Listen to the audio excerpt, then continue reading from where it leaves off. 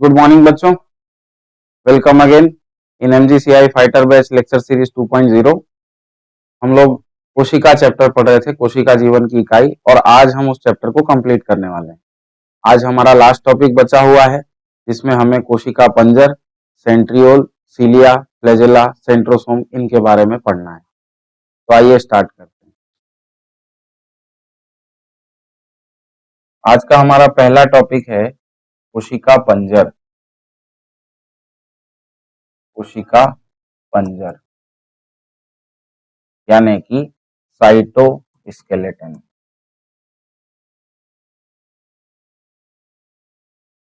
कोशिका पंजर यानी साइटोस्केलेटन। इसके बारे में परिभाषा एनसीईआरटी बस एक लाइन में देता है। कोशिका में स्थित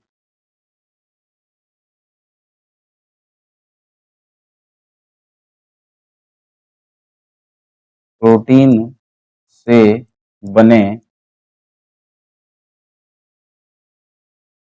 सूक्ष्म तंतु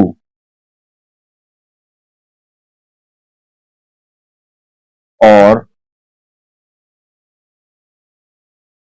सूक्ष्म नलिकाओं का जाल।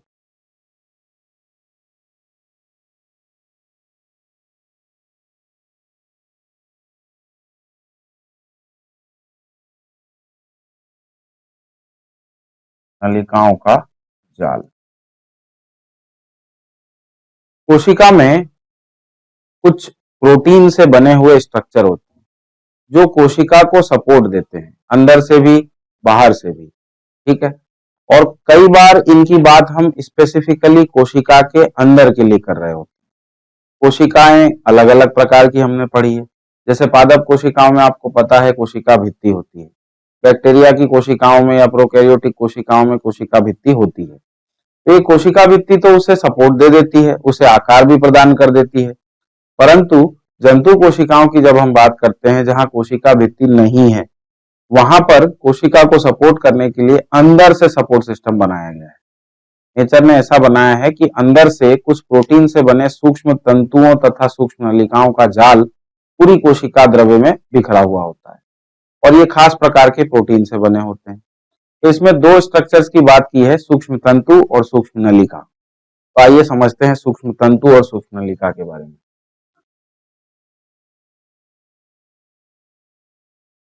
सूक्ष्म तंतु यानी कि माइक्रोफिलामेंट।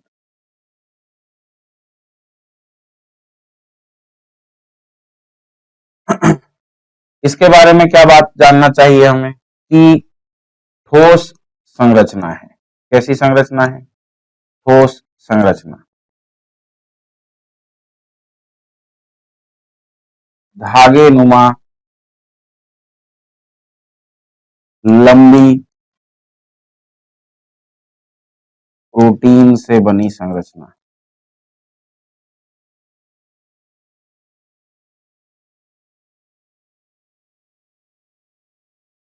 साइज भी इसका दे रखा है 6 से 8 नैनोमीटर थिकनेस।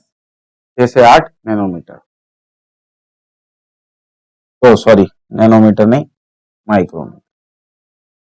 ठीक है, ठोस संरचना है। और इसका कार्य क्या है? कोशिका को अंदर से सपोर्ट करना। अंदर से सपोर्ट करना। ठीक है, फिर दूसरा टॉपिक जो इसमें दूसरा शब्द जो बताया गया है वो है सूक्ष्म तंतु।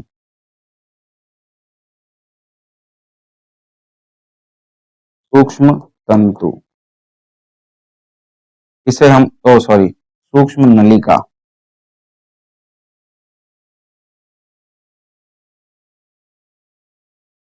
सूक्ष्म नलिका को हम कहते हैं माइक्रोट्यूबुल्स। इनके बारे में बात करते हैं, ये कैसी हैं? तो प्रोटीन से निर्मित खोखली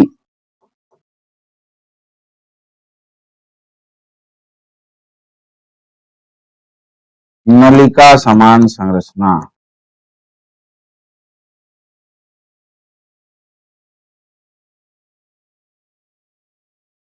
नलिका समान संरचना खोखली है, प्रोटीन से निर्मित है, नलिका समान संरचना है। ठीक है, साइज क्या है? 20 से 25 माइक्रोमीटर लंबी। व्यास कितना है इसका? तो भाई 20 से 25 माइक्रोमीटर। ठीक है, अब इनके कार्य बताए हैं एनसीईआरटी में। इसमें कार्य के बारे में जो बात लिखी है वो last to last year NEET में पूछा गया था। नीट 2023 का क्वेश्चन था ये।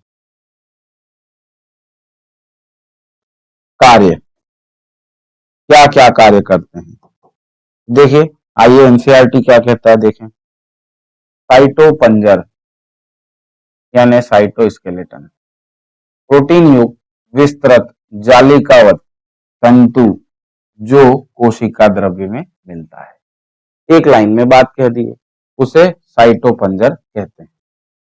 कोशिका में मिलने वाला साइटोपंजर के विभिन्न कार्य, जैसे कार्य नंबर 1 था यांत्रिक सहायता, कार्य नंबर 2 था गति, और कार्य नंबर 3 था कोशिका के आकार को बनाए रखना। ये 3 कार्य थे और ये तीनों कार्य ही ऑप्शन में आए थे, 1 2 3 ABC करके, और चौथा ऑप्शन था ऑल। तो इस तरीके से कुछ बच्चों ने 1 पे लगाया या 2 पे लगाया या तीसरे पे लगाया, लेकिन सही जवाब था ऑल। तो इसके कौन कौन से कार्य हो गए? यांत्रिक सहायता,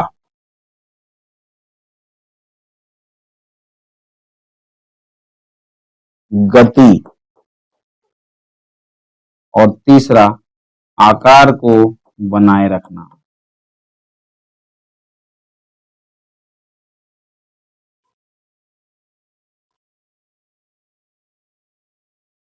आकार को बनाए रखना।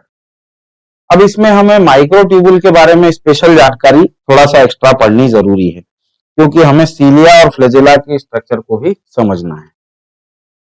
तो आइए माइक्रोट्यूबुल्स के बारे में बात करते हैं। माइक्रोट्यूबुल यानी कि सूक्ष्म नलिका।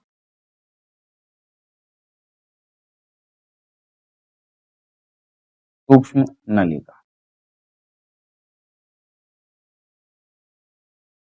प्रोटीन से निर्मित संरचना है, ट्यूबुलिन प्रोटीन से निर्मित संरचना है। पहली बात हम लिख लेते हैं, ट्यूबुलिन प्रोटीन से निर्मित खोखली संरचना है। व्यास इसका 20 से 25 माइक्रोमीटर है, ये हमने बात कर ली। प्रोटीन तंतु होते हैं, प्रोटीन तंतु, जिसे हम कहेंगे प्रोटोफिलामेंट से बना। ठीक है, अब इसे इस तरीके से दिखाते हैं हम। वैसे ही एक ऐसी संरचना है, तो आप इसको समझना चाहें 3D में तो वो इस प्रकार की संरचना है, जिसे आप लंबी लंबी संरचना, समानांतर अक्ष के समानांतर संरचना, बेलनाकार, सिलिंड्रिकल, इस तरीके से समझ सकते हैं। लंबी होती है तो ये कैसी होती है? तो कोशिका में हम समझ सकते हैं, जैसे मान लीजिए कि ये कोशिका है, तो कोशिकाओं में इन तंतुओं का जाल बिखरा रहता है।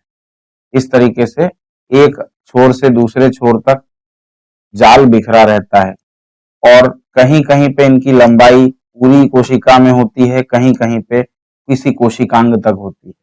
तो इस तरीके से ये लंबे और छोटे आकार में हो सकते हैं। कोशिका को जब इनकी जरूरत पड़ती है तो उन्हें बना सकती है, और जब जरूरत नहीं है तो उन्हें हटा सकती है या उन्हें अपघटित कर सकती है।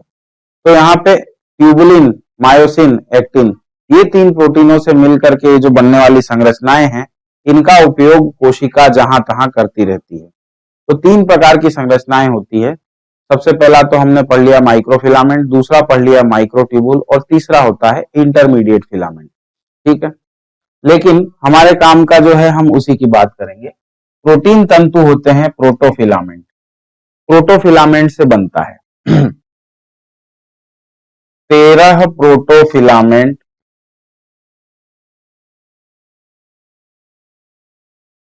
से मिलकर एक पूर्ण सूक्ष्म नलिका बनती है,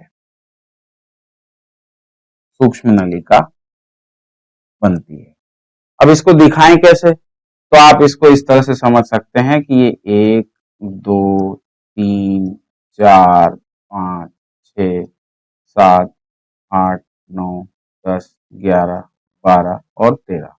तो ये 13 प्रोटीनों की पूरी रिंग जैसी संरचना, लंबी संरचना होती है, इसे हम सूक्ष्म नलिका कहते हैं। यहाँ भी 13 हैं, मतलब एक के ऊपर एक प्रोटीन व्यवस्थित होकर के इस तरह की नलिका समान संरचना बनाते हैं। अगर 13 प्रोटोफिलामेंट हैं तो पूर्ण सूक्ष्म नलिका कहा जाएगा।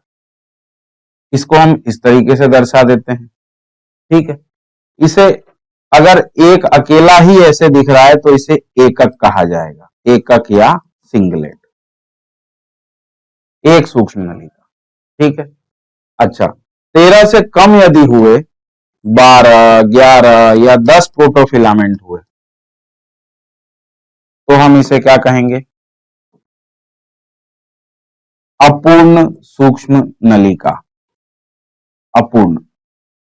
कई बार एक पूर्ण और एक अपूर्ण देखने को मिलती है कोशिका की कुछ संरचनाओं में, जैसे कि हम देखेंगे आगे चल के सीलिया में, ठीक है। तो उसमें पूर्ण और अपूर्ण, तो ये हमने पूर्ण एकक दिखाया और उसके साथ में एक अपूर्ण प्रोटोफिलामेंट, एक पूर्ण एक अपूर्ण और दूसरा कैसा है, पूर्ण। इसे हम क्या कहेंगे, इस प्रकार की संरचना अगर है तो इसे हम कहेंगे एक द्विलक या एक द्विक या एक डबलेट।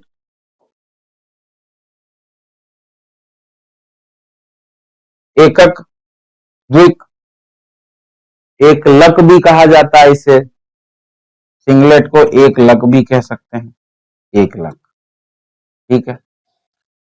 अगर इस तरह के दो अपूर्ण और एक पूर्ण रहा, ये संरचना भी हमें देखने को मिलती है। तो दो अपूर्ण, ये एक हमने बनाया पूर्ण, इसके साथ एक अपूर्ण और ये दूसरा भी अपूर्ण। इस तरह की संरचना में क्या दिख रहा है हमें, दो अपूर्ण माइक्रोट्यूबुल, दो अपूर्ण सूक्ष्म नलिका, ठीक है, और एक पूर्ण सूक्ष्म नलिका। लेकिन ये कुल मिलाकर के 3 हैं, तो इस तरह की संरचना को हम कहते हैं त्रिलक, त्रिक या त्रिलक,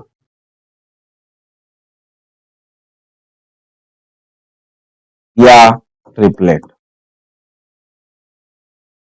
अब ये मैंने क्यों बताया, द्विक, एकक और त्रिलक, तो ये द्विक वाली जो संरचना है ये आपको देखने को मिलेगी सीलिया और फ्लैजेला में, फ्लैजेला में, जो हम आगे पढ़ने वाले हैं। और उसके बाद ये संरचना आपको देखने को मिलेगी तारक केंद्र में, तारक केंद्र यानी कि सेंट्रियोल, तारक, तारक केंद्र, ठीक है। तो ये हमारा बेसिक था, जिससे कि हम समझेंगे आगे चल करके सूक्ष्म नलिका से बनने वाली संरचनाओं के बारे में। कौन कौन सी संरचनाएं सूक्ष्म नलिका से बनती हैं, तो इसके बारे में बात कर लेते हैं। तरकु तंतु, तरकु तंतु का निर्माण, तरकु तंतु का निर्माण कौन करेगा, माइक्रोट्यूबुल करेगा, माइक्रोट्यूबुल से बनी संरचना, cilia, flagella, basal body, cilia, flagella, basal body, centriole का निर्माण। ये सब किससे होने? माइक्रोट्यूबुल से होने। ठीक है, तो आइए अब सीलिया और फ्लैजेला स्टार्ट करते हैं और ये समझते हैं कि माइक्रोट्यूबुल, सीलिया, फ्लैजेला, बेसल बॉडी इत्यादि को कैसे बना।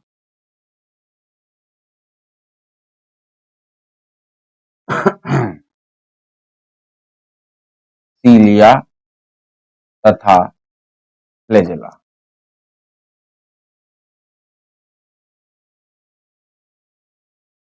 ठीक है, सीलिया तथा फ्लैजेला। हमने फ्लैजेला के बारे में इसके पहले पढ़ा था प्रोकैरियोट कोशिका में, जहां यह बताया गया था कि फ्लैजेलिन नामक प्रोटीन से निर्मित होते हैं। और अभी हम पढ़ रहे हैं यूकैरियोट के बारे में। यूकैरियोट की फ्लैजेला और यूकैरियोट के फ्लैजेला और प्रोकैरियोट के फ्लैजेला में अंतर है। क्या क्या अंतर है वो हम एक बार समझ लेते हैं। जैसे प्रोकैरियोट कोशिका में फ्लैजेला कोशिका भित्ति का विस्तार थी, कोशिका भित्ति का विस्तार, और फ्लैजेलिन प्रोटीन से निर्मित, फ्लैजेलिन प्रोटीन से निर्मित। जबकि यूकैरियोट में फ्लैजेला पर कोशिका झिल्ली, कोशिका झिल्ली का आवरण है। और कौन से प्रोटीन से बनी है? तो ट्यूबुलिन प्रोटीन से निर्मित, ट्यूबुलिन प्रोटीन से निर्मित।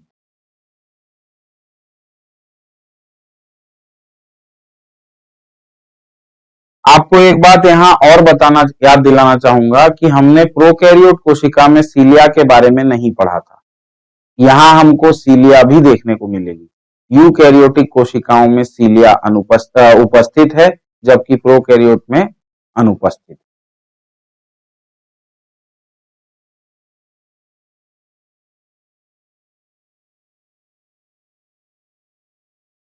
सीलिया यानी कि पक्षमाभ,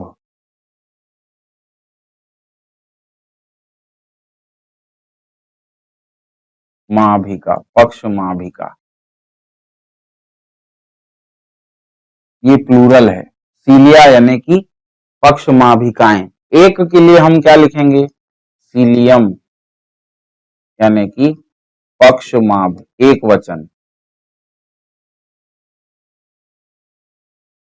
ठीक है, पक्षमाभ एक वचन हुआ और पक्षमाभिकाएं बहुवचन हुआ। ठीक है, फ्लैजेला को हम, अच्छा, ये यूकैरियोट कोशिका में उपस्थित, प्रोकैरियोट में उपस्थित नहीं है। ठीक है, इसे हम कोशिका झिल्ली का विस्तार भी कहते हैं, कोशिका झिल्ली का विस्तार।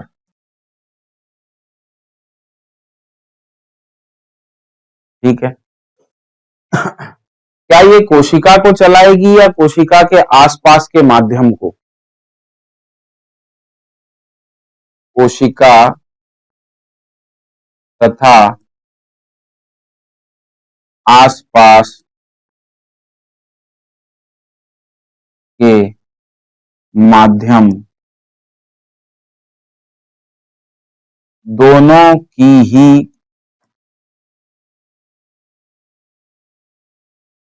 गति करवाने में सक्षम, दोनों की गति करवाने में सक्षम है। कौन? सीलिया। ठीक है, सीलिया दोनों की ही गति करवाने में सक्षम है, कोशिका की भी तथा आसपास के माध्यम की। उसके बाद हम क्या समझते हैं कि ये चप्पू समान संरचना, चप्पू समान संरचना। चप्पू आप जानते हैं किसे कहते हैं? नाव चलाते हैं, अगर आपने कभी दूरदर्शन या टीवी हमारे यहाँ देखी हो या ओलंपिक में गेम्स देखे हो, तो उसमें एक बोट रेसिंग की कंपटीशन होती है। बोट रेसिंग की कंपटीशन में बहुत सारे नाविक यहाँ पर बैठ जाते हैं नाव के किनारे चप्पू लेकर के, और चप्पू के द्वारा नाव को चलाते हैं। तो जब एक चप्पू चलता है तो हमें पता है कि चप्पू से हम पानी को हिलाते हैं, और पानी के हिलने की वजह से उस जगह पर नाव चली जाती है। तो वो नाव की गति के लिए जिम्मेदार कौन हुआ? चप्पू। और चप्पू का आकार नाव के आकार में काफी छोटा होता है। ठीक उसी तरह से कोशिका के आकार के सामने सीलिया का आकार बहुत छोटा होता है। ठीक है, इस तरह से आप कोशिका पे चप्पू समान संरचना, जो कोशिका तथा आसपास के माध्यम दोनों की गति करवाने में सक्षम है। फिर इसका जो निर्माण होता है, सेंट्रियोल समान संरचना,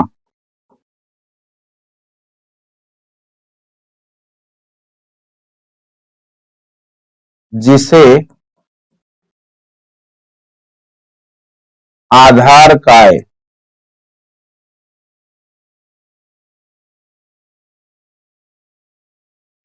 काय यानी कि बेसल बॉडी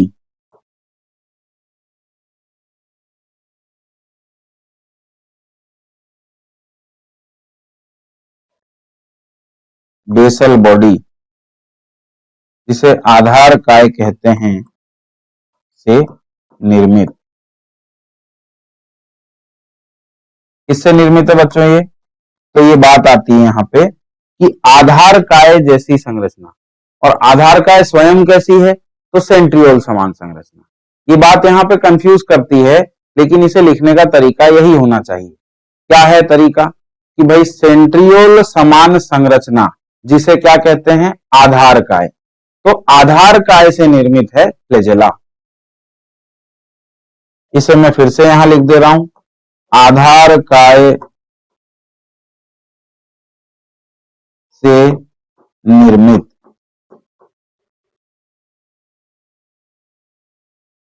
कोशिका के बाहर प्रवर्धित होती संरचना।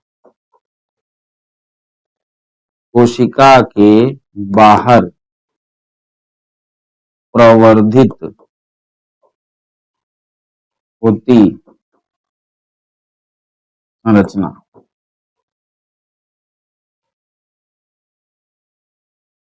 ये जनरल बातें थी सीलिया के बारे में, लेकिन यहां पर आपको ध्यान देना है कि हमें किसके बारे में जानना है? आधार काय के बारे में। हमें किसके बारे में जानना है? सेंट्रियोल के बारे में, जिससे आगे चल के फ्लैजेला बन रहा है। ठीक है, या सीलिया बन रहा है। अब हम आगे पहले फ्लैजेला के बारे में पढ़ लेते हैं जनरल बातें, फिर हम बात करेंगे कि आधार काय क्या है। और हमने यहाँ पे बात की थी, देखिए लास्ट स्लाइड में, सूक्ष्म नलिका ही किसे बना रही है? तो सीलिया, फ्लैजेला, बेसल बॉडी, सेंट्रियोल। और ये बेसल बॉडी और कुछ नहीं, आधार काय है। ठीक है।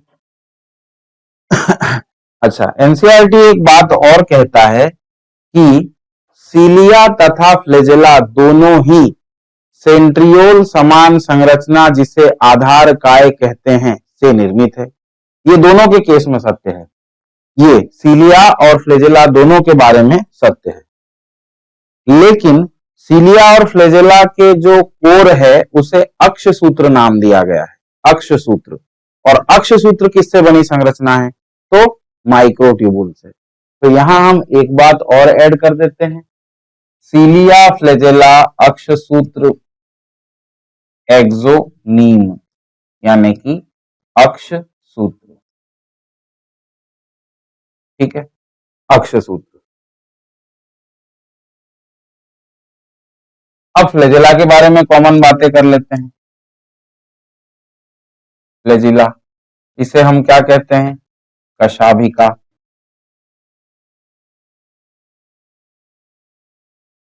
एक वचन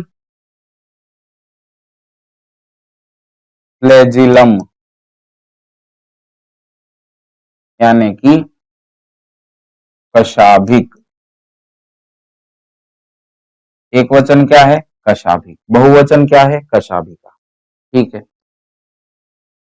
ट्यूबुलिन प्रोटीन से निर्मित, ये बात हमने कर ली थी, फिर भी लिख लेते हैं एक बार और, से निर्मित।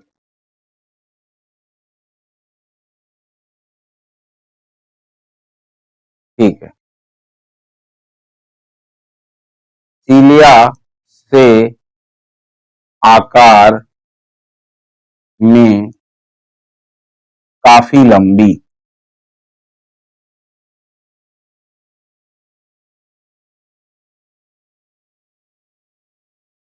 कोशिका के आसपास स्थित द्रव माध्यम की गति कराने में सक्षम।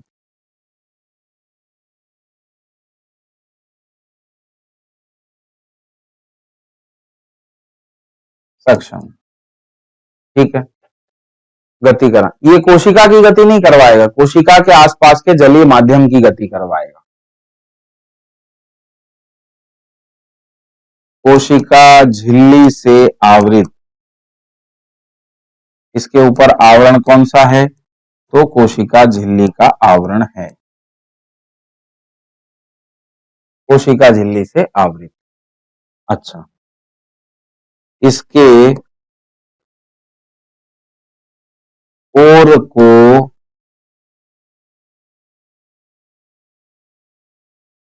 अक्ष सूत्र कहते हैं। ठीक है, कोर को क्या कहते हैं? अक्ष सूत्र। अक्ष सूत्र यानी कि एक्सोनीम।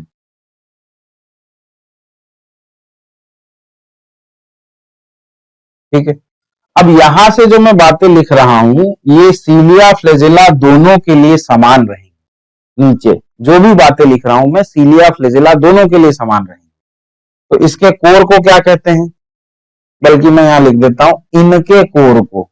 मैं सीलिया तथा फ्लैजिला दोनों के लिए लिख रहा हूं, तो सीलिया एंड फ्लैजिला के कोर को अक्ष सूत्र कहते हैं। अक्ष सूत्र क्या है? अक्ष सूत्र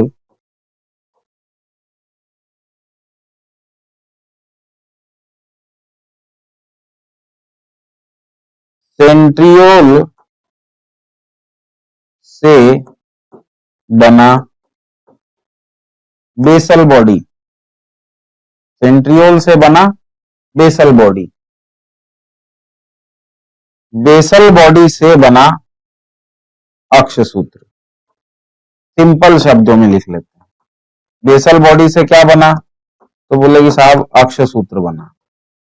कोर को क्या कहते हैं? अक्ष सूत्र। अच्छा, अक्ष सूत्र कैसा है? तो बोले कि सूक्ष्म नलिकाओं से निर्मित संरचना, सूक्ष्म नलिकाओं से निर्मित संरचना। ठीक है, इसमें एक इंपॉर्टेंट बात है जो एनसीईआरटी में स्ट्रेस देके बताई गई है, इंपॉर्टेंस देके बताई गई है और पूछा भी गया है। निर्मित संरचना में अरेंजमेंट है, सूक्ष्म नलिकाओं का जो अरेंजमेंट है, 9+2 व्यवस्था। क्या कहा जाएगा इसे? 9+2 व्यवस्था। सूक्ष्म नलिकाओं से निर्मित संरचना और व्यवस्था कैसी है सूक्ष्म नलिकाओं की? 9+2 व्यवस्था। ये बात इंपॉर्टेंट है और पूछी गई है। तो अब हमारा अगला टॉपिक, जाहिर सी बात है कि हम समझते हैं किसकी संरचना? अक्ष सूत्र की संरचना। यदि हमने अक्ष सूत्र को समझ लिया तो सीलिया फ्लैजिला दोनों ही उससे बने हैं, वो संरचना हमें समझ में आ जाएगी। तो आइए हम समझते हैं अक्ष सूत्र की संरचना। सबसे पहले मैं लिख रहा हूं सेंट्रियोल। सेंट्रियोल, इसे हम कहेंगे तारक केंद्र। तारक केंद्र। तारक केंद्र में हमें जो सूक्ष्म नलिकाओं की व्यवस्था मिलती है वो मिलती है 9+0 सूक्ष्म नलिका व्यवस्था।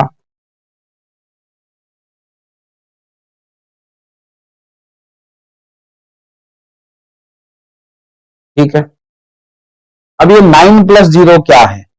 तो इसका मतलब है 9 त्रिलक या 9 त्रिक।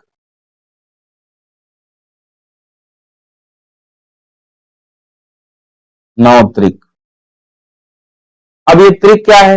हमने थोड़ी देर पहले त्रिक के बारे में बात की थी, मैं पिछले स्लाइड पे ले चलता हूं आपको। ये देखिए, यहां हमने ये बात की थी। त्रिक क्या है, एकलक क्या है, द्विलक क्या है, त्रिलक क्या है? तो यहाँ पे इसे मैं त्रिक या त्रिलक कहूंगा। इस तरह की सूक्ष्म नलिका व्यवस्था है तो त्रिलक है, इस तरह की है तो द्विक है। द्विक में क्या है? एक पूर्ण एक अपूर्ण। त्रिक में क्या है? एक पूर्ण दो अपूर्ण। और ये किससे बने हैं? प्रोटोफिलामेंट से बने हैं। ये बात हमें अब आगे काम आएगी। 9 त्रिक। तो 9 त्रिक हुए और हर एक त्रिक में कितनी संरचनाएं हैं? तो बोले 3 सूक्ष्म नलिकाएं हैं। एक त्रिक मतलब 3 सूक्ष्म नलिकाएं। तो कुल कितनी सूक्ष्म नलिकाएं हो गई? तो हम यहां बात कर लेंगे 27 सूक्ष्म नलिकाएं।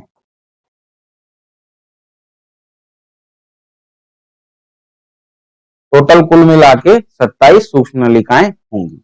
ये बात हमने किसके लिए कर ली? हमने कर ली सेंट्रियोल के लिए। अब सेंट्रियोल से ही निर्मित होगा basal body. Basal body, basal body को हम क्या कहते हैं? तो बोले कि आधारिकाय। आधारिकाय। अब आधारकाय की संरचना जब हम देखते हैं इलेक्ट्रॉन माइक्रोस्कोप में, ये सब संरचनाएं हमें इलेक्ट्रॉन माइक्रोस्कोप की स्टडी से पता चली है बच्चों। ठीक है, तो इसमें भी सेम व्यवस्था दिखाई देती है, 9+0 सूक्ष्म नलिका व्यवस्था। मतलब यहां भी क्या होंगे? 9 त्रिलक होंगे। 9 त्रिलक या त्रिक। तो सूक्ष्म नलिकाओं की संख्या कितनी हो गई? वही 27 सूक्ष्म नलिका। ये बात हो गई। इसके बाद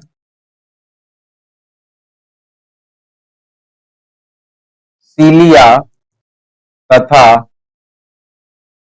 फ्लैजिला का अक्ष सूत्र। सीलिया तथा फ्लैजिला का अक्ष सूत्र। अब इसकी संरचना देखिए, यहां पर क्या है? संरचना में परिवर्तन आपको दिखाई देगा। यहां पे सूक्ष्म नलिका व्यवस्था हो गई 9+2। पर यहां पर क्या है खास बात? यहां पर है 9 द्विक हैं। 9 क्या हैं? द्विक हैं। और 2 एकलक हैं। 9 द्विक तथा 2 एकलक। ये त्रिक नहीं बच्चों, अब यहां पे ये द्विक हो गया है। द्विक यानी द्विलक। तो अब देखिए कुल मिला के सूक्ष्म नलिकाओं की व्यवस्था कैसी है? तो 9 गुणी 2 कितने हो गए? 18। द्विक है ना? और 2 एकलक, तो 2 गुणी 1 यानी कि 2। कुल मिलाकर हो गए 20 सूक्ष्म नलिकाएं।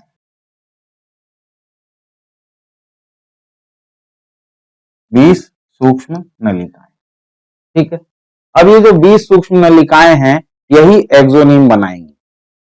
तो हमारा अगला टॉपिक हुआ सीलिया तथा फ्लैजेला के अक्ष सूत्र की संरचना। सीलिया तथा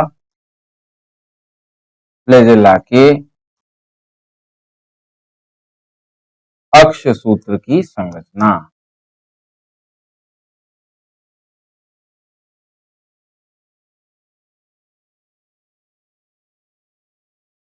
ठीक है, आइए हम इसके बारे में बात करते हैं। अक्ष सूत्र की संरचना देख लेते हैं भैया। एक, दो, तीन, चार, 5, 6, 7, 8, 9, ये हो गए 9। अब इस 9 में से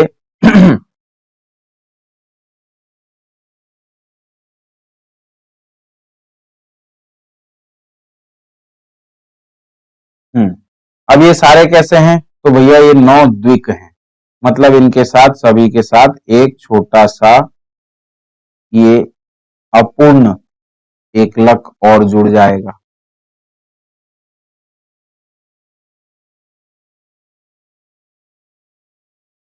ठीक, अब ये एकलक जुड़ गया।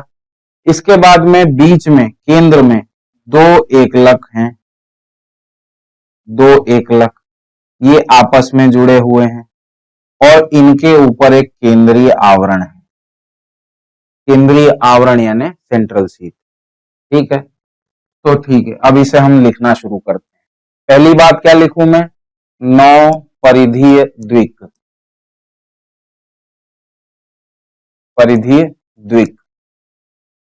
अब ये परिधि द्विक मतलब क्या है? परिधि पर उपस्थित है। इसके इतनी सी बात में इसका पूरा एक्सप्लेनेशन आ गया। 9 परिधीय द्विक, ठीक है। अब ये आपस में जुड़े होते हैं, ये परिधि द्विक आपस में जुड़े होते हैं। इन परिधि द्विकों को हम ए बी नाम देते हैं। क्या नाम देते हैं बच्चों?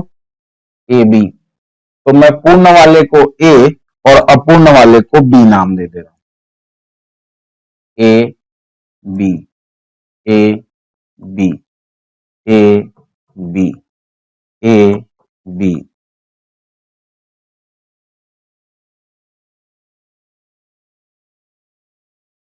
ए बी, ठीक है।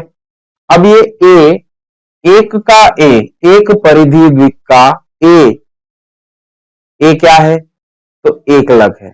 ए रिंग जो है जुड़ा है बी से। ए रिंग किससे जुड़ा है? बी से। तो सभी का ए बाजू वाले के बी से जुड़ा है। सभी का ए किससे जुड़ा है? बाजू वाले के बी से। तो हम इस बात को कैसे लिख सकते हैं? 9 परिधि द्विक जो कि आपस में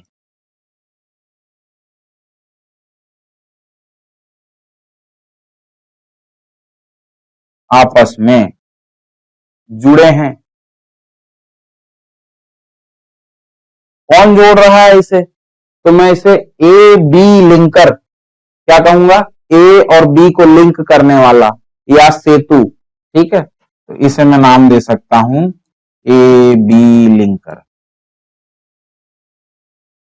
ए B linker, A B linker सेतु द्वारा। एक बात हो गई। अच्छा ठीक है, बीच में क्या है? केंद्र में दो सूक्ष्म नलिका एकक। केंद्र में दो सूक्ष्म नलिका एकक।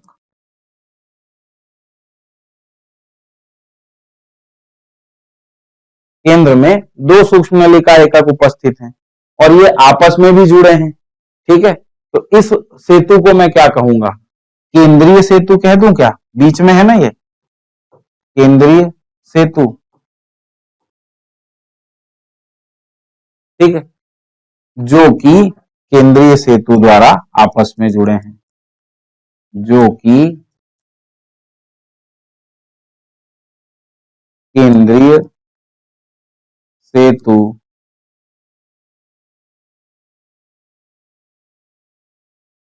द्वारा आपस में जुड़े।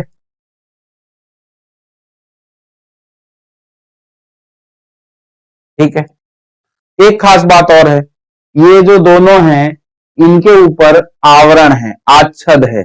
इसे हम कहते हैं केंद्रीय आच्छद। ये जो आच्छद है इसे कहा जाएगा केंद्रीय आच्छद, यानी कि सेंट्रल सीट। ठीक है, आपस में जुड़े तथा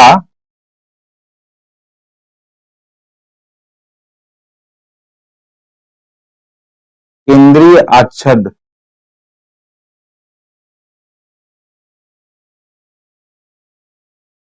से घिरे। ठीक है, दो बातें कर ली हमने। अब आइए तीसरी बात समझते हैं। जितने भी ये परिधि वृक्क हैं, ये आपस में तो जुड़े ही हैं, लेकिन केंद्रीय आच्छद से जुड़े हैं, केंद्र से भी जुड़े हैं। किसके माध्यम से? केंद्रीय आच्छद के माध्यम से। तो यहां पर इस तरह के सेतु हैं जो 9 त्रिज्यीय ताने हैं जो जोड़ रही हैं। किसे जोड़ रही हैं? सेंट्रल, यहां पे ये 9 ताने हैं जो परिधि द्विकों को केंद्र से जोड़ती हैं। इन तानों को कहा जाता है अरीय तान। क्या कहा जाएगा बच्चों? अरीय तान। कितने अरीय तान हैं? तो भैया जितने द्विक हैं, 9 परिधि द्विक तो 9 अरीय तान है। तीसरी बात हमने कर ली, सभी 9 परिधीय द्विक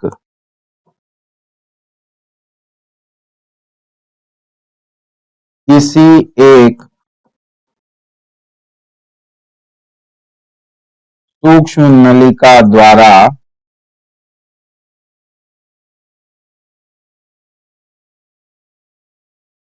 सूक्ष्म नलिका की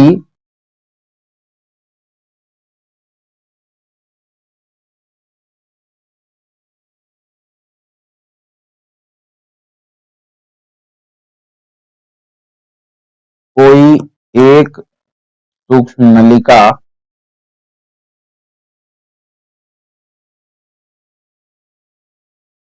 केंद्रीय आच्छद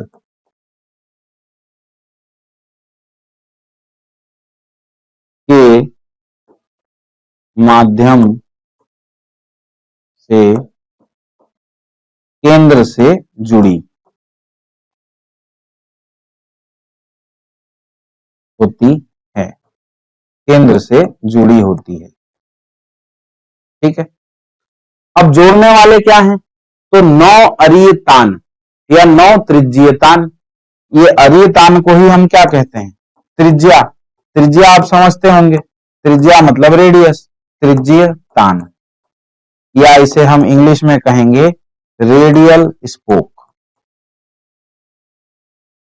किससे जुड़ी है बच्चों? तो यहां हम सीधा सीधा इस बात को लिख सकते हैं, 9 त्रिज्यीय तानों द्वारा। ठीक है, 9 त्रिज्यीय तानों द्वारा। अब ये तो बातें हो गई। इसमें और क्या दिखाई दे रहा है? क्या ये एक दूसरे के लंबाई, मतलब सीलिया की लंबाई में ये एक दूसरे के समानांतर हैं? हाँ बिल्कुल हैं। तो सूक्ष्म नलिका द्विक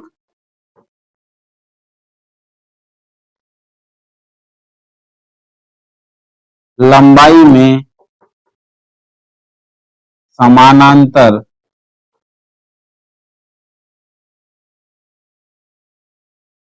हैं,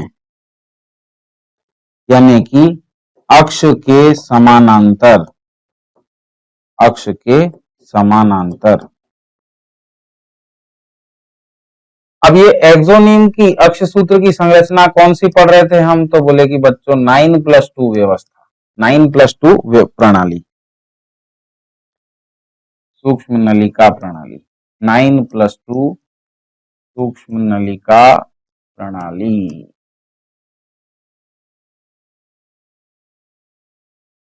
ठीक है अच्छा, इसके ऊपर लास्ट में हम एक बात और कर लेते हैं कि भैया इस पे कवरिंग है। कवरिंग काय की है? तो ये यूकेरियोट कोशिका की बात हो रही है, तो कवरिंग किसकी होगी? कवरिंग जाहिर सी बात है कोशिका झिल्ली की होगी, कोशिका झिल्ली।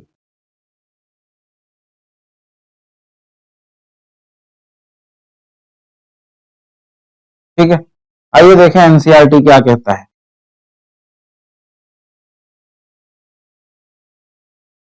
पक्षमाभिकाएं, पहले तो एक वचन बता दिया पक्षमा। कशाभिकाएं, एक वचन बता दिया कशाभिका। रोम सदृश कोशिका झिल्ली पर मिलने वाली अपवृद्धि यानी एक्सटेंशन। क्रोम सदृश है कोशिका झिल्ली पे मिलने वाली अवृद्धि। पक्षमाभ एक छोटी संरचना चप्पू की तरह, किसकी तरह? चप्पू की तरह कार्य करती, जो कोशिका को एक बात या उसके चारों तरफ मिलने वाले द्रव्य की गति में सहायक। मतलब कोशिका कशाभिका जो है वो पक्षमाभ जो है उसके केस में दोनों चीजें चलेंगी, कोशिका भी और उसके चारों तरफ मिलने वाले द्रव्य को ही में सहायक है। कशाभिका अपेक्षाकृत लंबे व कोशिका के गति में सहायक है। इसके लिए माध्यम की बात नहीं की है, कशाभिका के लिए केवल कोशिका के आसपास कोशिका की गति में सहायक है, स्पष्ट रूप से लिखा है। प्रोकैरियोटिक जीवाणु में पाई जाने वाली कशाभिका संरचनात्मक रूप से यूकैरियोट की कशाभिका से भिन्न होती है। भिन्न होती है कैसे? वहां पे फ्लैजेलिन प्रोटीन था, यहाँ ट्यूबुलिन प्रोटीन है। ठीक है। इलेक्ट्रॉन सूक्ष्मदर्शी अध्ययन से पता चलता है कि पक्षमाभ व कशाभिका जीव द्रव्य झिल्ली से ढके होते हैं। ठीक है। इनके कोर को क्या कहा जाएगा? अक्षसूत्र, जिसकी अभी हमने संरचना पढ़ी। अक्षसूत्र कई सूक्ष्म नलिकाओं का बना होता है, ठीक है, जो लंबे अक्ष के समानांतर स्थित होते हैं। तो हमने अभी लास्ट बात यही की कि सूक्ष्म नलिकाएं कैसी व्यवस्थित होती है? द्विक, लंबाई में समानांतर या अक्ष के समानांतर। ठीक है। अक्षसूत्र के केंद्र में एक जोड़ा सूक्ष्म नलिका, बीच में दो पाए जा रहे हैं, एक जोड़ा सूक्ष्म नलिका मिलती है और 9 द्विक अरीय परिधि की ओर व्यवस्थित होती है। तो ये हो गई 9 द्विक। ठीक है। अक्षसूत्र की सूक्ष्म नलिकाओं की इस व्यवस्था को 9+2 प्रणाली कहते हैं, 9+2। केंद्रीय नलिका की बात हो रही है।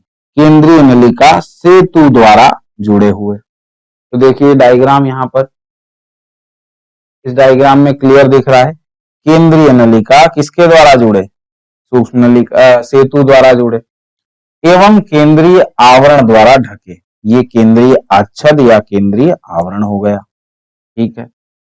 जो परिधीय द्विक के प्रत्येक नलिका को अरीय दंड द्वारा जोड़ते हैं। अब ये देखिए, प्रत्येक में से हर परिधि द्विक, प्रत्येक परिधि द्विक इस दंड द्वारा 9 अरीय तान या 9 अरीय दंड द्वारा केंद्रीय आच्छद से जुड़ा हुआ है। देख पा रहे हैं? इस प्रकार 9 अरीय तान बनती है और ऊपर की कवरिंग क्या है? जीव द्रव्य झिल्ली। आगे क्या होता है देखिए, परिधीय द्विक सेतु द्वारा आपस में जुड़े हैं, ये बात हमने सबसे पहले कर ली थी। दोनों पक्षमाभ व कशाभिका तारक केंद्र सदृश संरचना से बाहर निकलते हैं, जिसे आधारिकाय कहते हैं। ये बात हमने बहुत पहले कर ली थी। क्या कहा था हमने?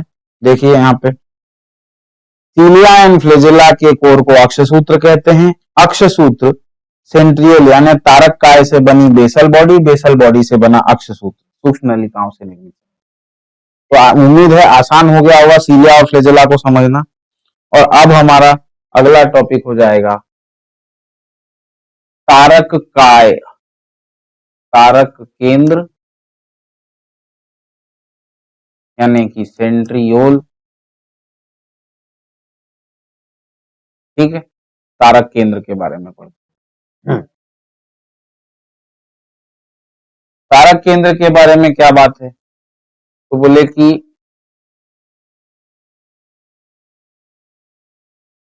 इसके कोर में 9+0 प्रणाली होती है, प्रणाली। ठीक है। अब 9+0 प्रणाली में 9 त्रिक होते हैं। क्या होते हैं? 9 परिधीय त्रिक।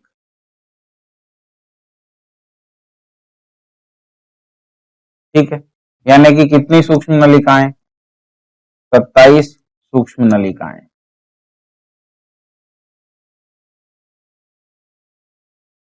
27 सूक्ष्म नलिकाएं। ठीक है, अब इसका डायग्राम बनाते हैं हम लोग। एक, दो, तीन, चार, पाँच, छः, सात, ठीक है। अब त्रिक बनाना है हमें, तो त्रिक कैसे बनाएं देखिए। ये डायग्राम एनसीईआरटी में नहीं है बच्चों, तो अगर आप चाहो तो इसे बना लेना।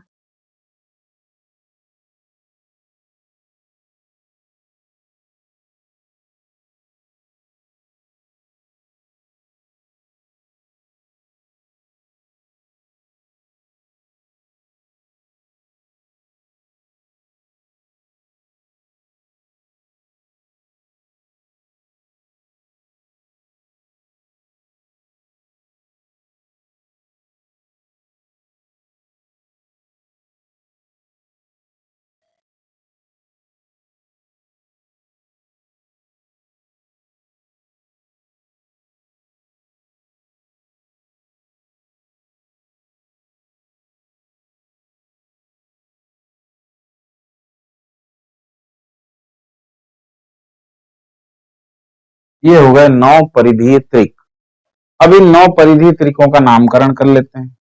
ए इसको, बी इसको, सी इसको, ए बी सी। तो सबसे बड़ा वाला जो अपूर्ण सूक्ष्म नलिका, पूर्ण सूक्ष्म नलिका को ए, उसके पीछे बी और सी। तो इस तरीके से ये सारे के सारे त्रिक बन गए।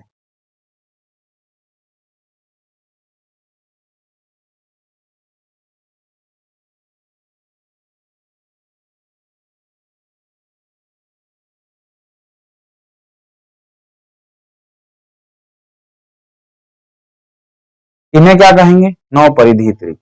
ठीक है, ये आपस में जुड़े हैं।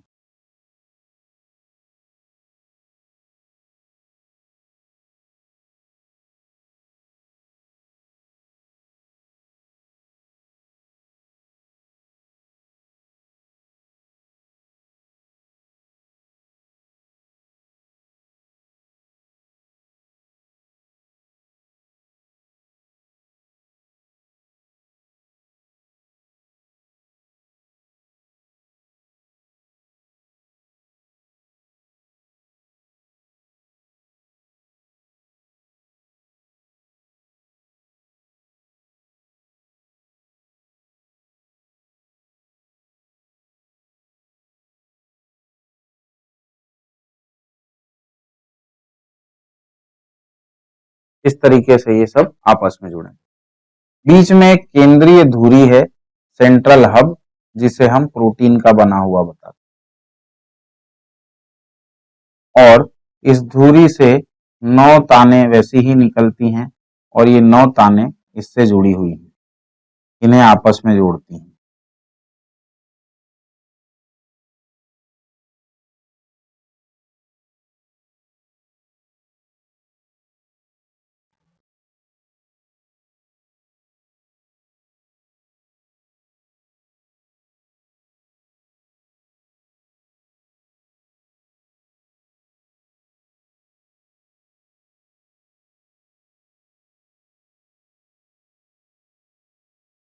तो इस तरीके से ये सभी आपस में जुड़ी हुई संरचना है। 9 परिधीय त्रिक यानी कि सूक्ष्म नलिकाएं आपस में जुड़ी, आपस में जुड़ी किससे? ए सी लिंकर द्वारा।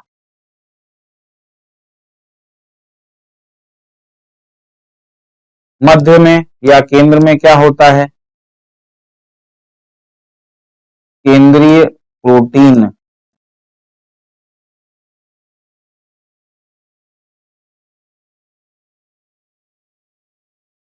से बनी धुरी या हब, इसे हम कहते हैं, ये तो त्रिक हो गए, परिधीय त्रिक।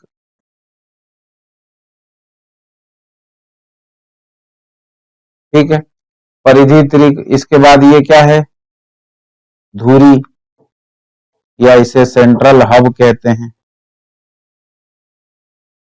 तो व्यवस्था कैसी हो गई, 9 त्रिक परिधि पे 0 सूक्ष्म नलिकाएं केंद्र में, तो व्यवस्था कैसी हो गई, 9+0। इस व्यवस्था का एक विशेष नाम दिया गया बच्चों, इस व्यवस्था का नाम है बैलगाड़ी के पहिए समान संरचना। बैलगाड़ी के पहिए समान संरचना।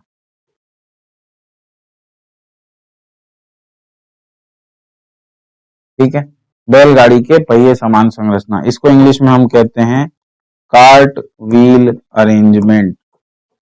इस डायग्राम का भी यही नाम है, कार्ट व्हील अरेंजमेंट, है ना। सारे के सारे परिधि त्रिक आपस में भी जुड़े हैं और केंद्र से भी जुड़े हैं। केंद्र से कैसे जुड़े हैं, परिधि त्रिक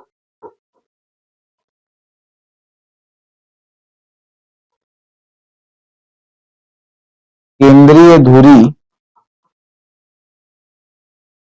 से जुड़े, किससे, तो बोले कि अरीय तानों द्वारा,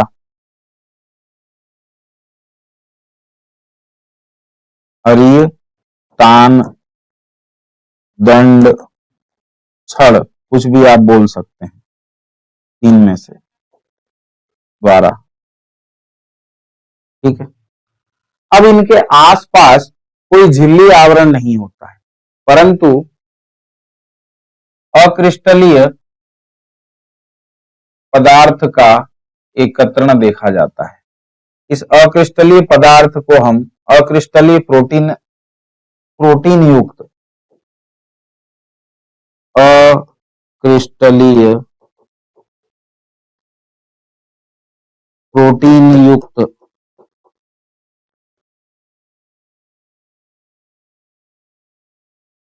द्रव्य से घिरा है, जिसे आप क्या कहोगे, मैस्यूल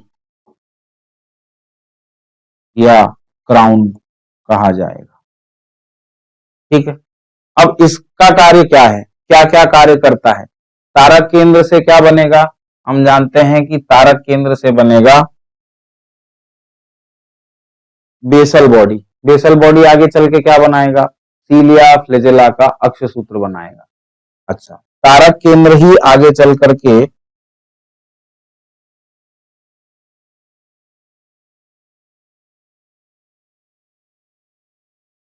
कोशिका विभाजन के समय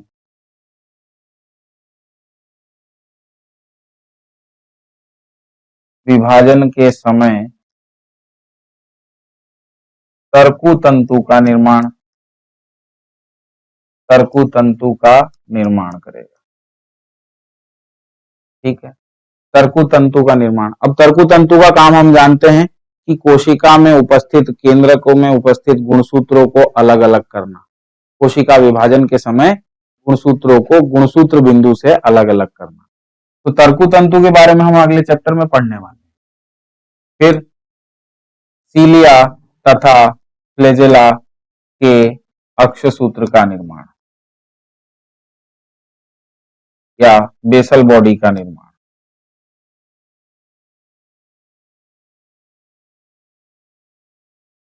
ठीक है, ये दो प्रमुख काम है सीलिया सेंट्रियोल के, परंतु दो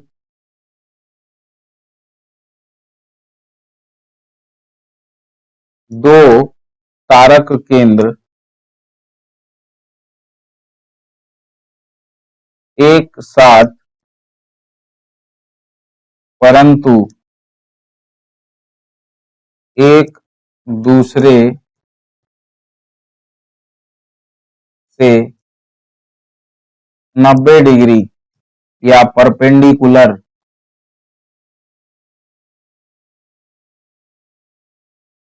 व्यवस्थित होकर,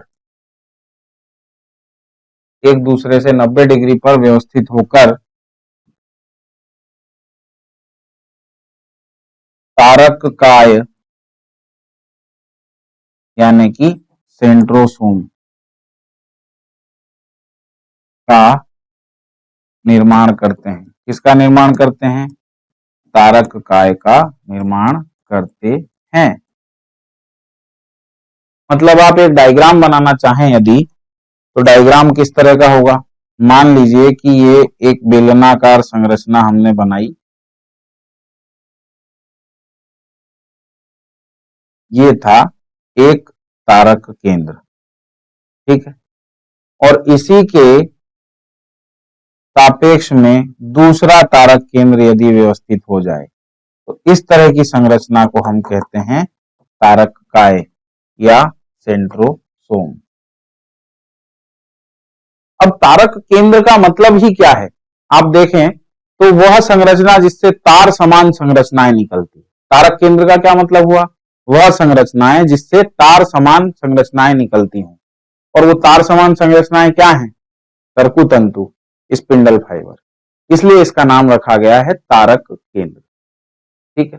और दो तारक केंद्र जब एक साथ 90 डिग्री के एंगल पे जमते हैं तो इस प्रकार की संरचना को हम तारककाय या सेंट्रोसोम कहते हैं। तो इस प्रकार से हमने, आइए देखिए एनसीईआरटी क्या कहता है इसके बारे में।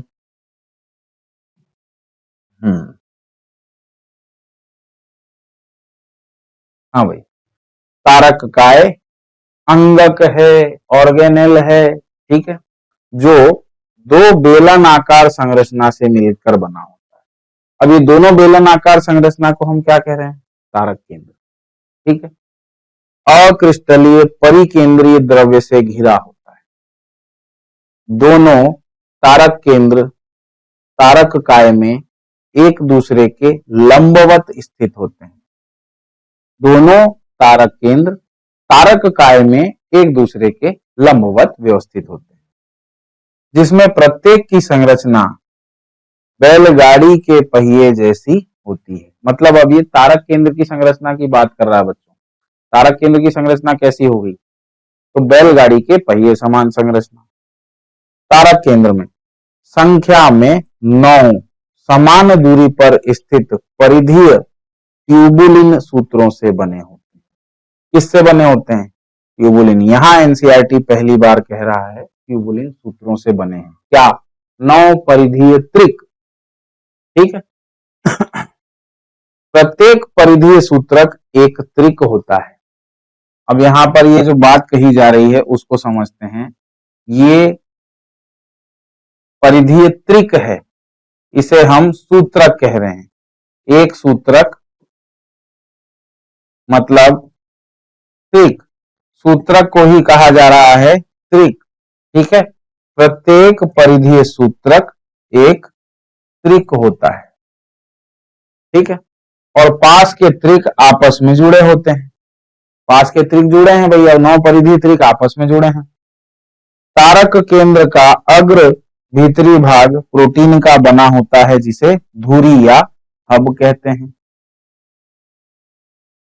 यह परिधीय त्रिक के नलिका से प्रोटीन से बने अरीय दंड से जुड़े होते हैं।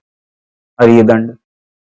तारक केंद्र काम दिया है अब, पक्षमाभ व कशाभिका का आधारी काय बनाता है, एक काम।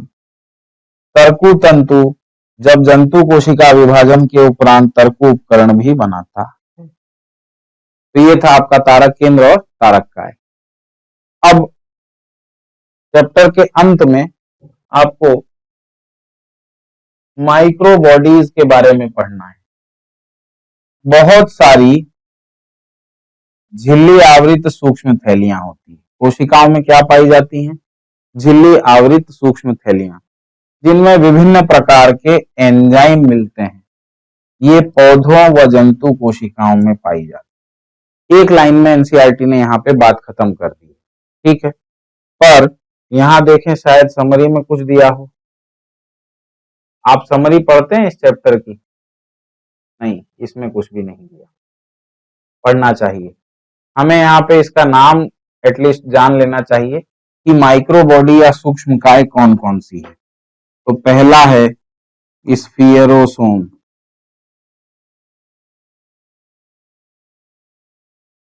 दूसरा है पेरोक्सीसोम और तीसरा है ग्लाइऑक्सीसोम। तो इन तीनों के बारे में क्या बात कही जा रही है कि ये झिल्ली आवृत सूक्ष्म थैलियां हैं, तीनों की तीनों, और इनमें क्या है, विभिन्न प्रकार के एंजाइम। ठीक है, तो अब ये पेरोक्सीसोम के बारे में हम जानते हैं कि ये C2 चक्र में काम करेगा, फिर बीटा ऑक्सीडेशन में काम करेगा, फिर H2O2 के उपापचय में काम करेगा। कौन? पेरोक्सीसोम। ठीक है, स्फीयरोसोम क्या है? तो पौधों का लाइसोसोम, पौधों का लयनकाय, इसे क्या कहा जाता है? पौधों का लयनकाय। ठीक है, ग्लाइऑक्सीसोम, ग्लाइऑक्सीलेट चक्र